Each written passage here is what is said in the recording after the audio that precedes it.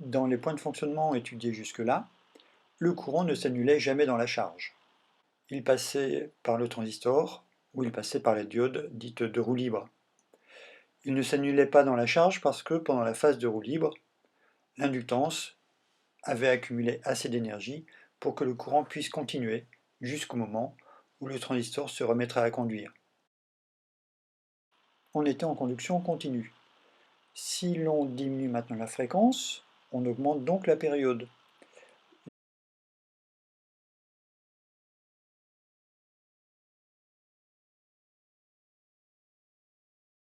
Ici encore, le courant s'annule juste au moment où on commande le transistor.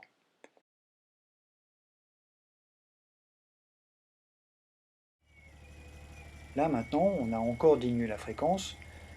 Il n'y a plus assez d'énergie dans l'inductance pour que le courant continue jusqu'à la fin de la période. Et donc, on arrive à un intervalle de temps pendant lequel, puisqu'il n'y avait plus assez d'énergie, le courant s'est annulé, la diode s'est bloquée, on voit réapparaître la FEM du moteur, puisqu'effectivement, le transistor et la diode étant bloqués, ce sont des interrupteurs ouverts. Le moteur est déconnecté. C'est la conduction discontinue.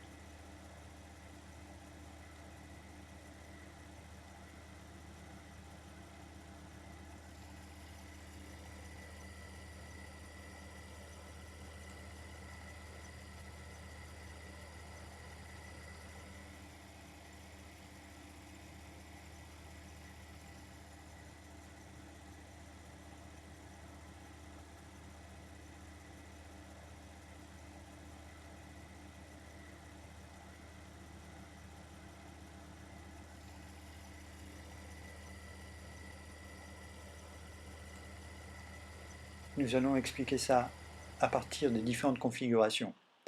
Le chronogramme suivant représente avec les segments verts les intervalles de conduction du transistor, dans lequel le courant est positif dans la charge, croissant. À alpha TD, on bloque le transistor, et donc c'est la diode qui assure la continuité du courant, donc phase de roue libre.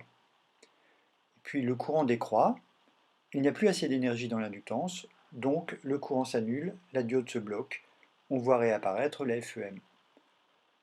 À la période suivante, on recommande le transistor. Donc première configuration, le transistor est passant, la diode est bloquée, la tension moteur est égale à U, le courant, IM est égal au courant fourni par la source. Deuxième configuration, on arrête de commander le transistor, donc il se bloque, la diode se met à conduire pour assurer la continuité du courant dans la charge. La tension est nulle aux bornes du moteur. Et enfin, comme il n'y a plus assez d'énergie dans l'inductance, le courant s'annule avant la fin de la période. Le moteur se retrouve complètement déconnecté puisque la diode s'est bloquée. Voici en résumé l'ensemble des trois configurations qui caractérisent la conduction discontinue.